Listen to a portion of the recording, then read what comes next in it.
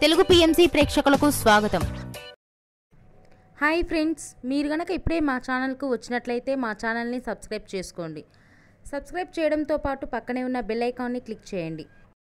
G తెలుగులో ప్రసారమవుతున్న serial Chiranjeevi Lakshmi సౌభాగ్యవతి.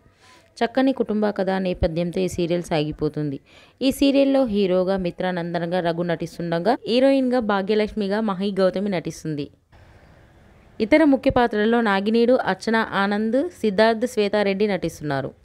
తాజాగా మహి గౌతమి తన లేటెస్ట్ ఫొటోస్ని అభిమానులతో పంచుకుంది. ఆ ఫొటోస్ని మనం కూడా చూసేద్దాం.